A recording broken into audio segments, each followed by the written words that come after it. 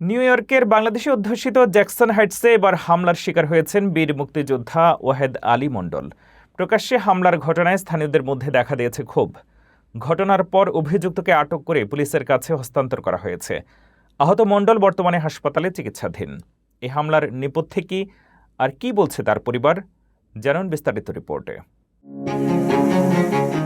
New ইয়র্কের Jackson হাইটসে আকস্মিক দুর্বৃত্তের হামলার শিকার হয়েছেন প্রবাসী বাংলাদেশি কমিউনিটির পরিচিত মুখ ও বীর মুক্তিযোদ্ধা ওয়াহেদ আলী মণ্ডল, যিনি সবার কাছে মণ্ডল ভাই নামে পরিচিত।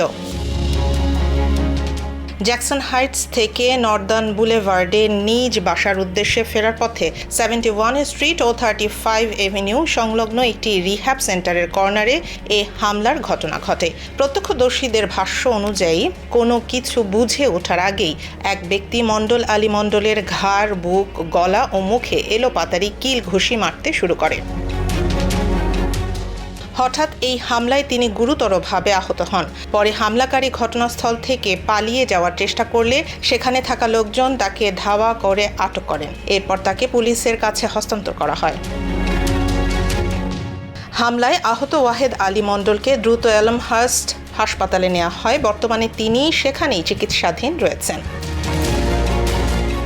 ঘটনার তথ্য নিশ্চিত করেছেন তার বড় ছেলে মোক্তার হোসেন। বাবার দ্রুত সুস্থতার জন্য সবার কাছে দোয়া চেয়েছেন তিনি।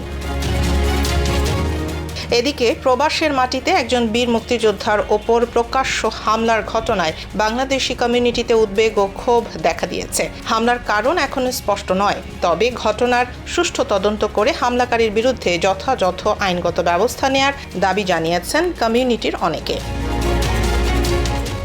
মণ্ডলারের দ্রুত সুস্থতা কামনা করে তার পরিবার ও শুভাকাঙ্ক্ষীরা তাদের সবার কাছে দোয়া চেয়েছেন।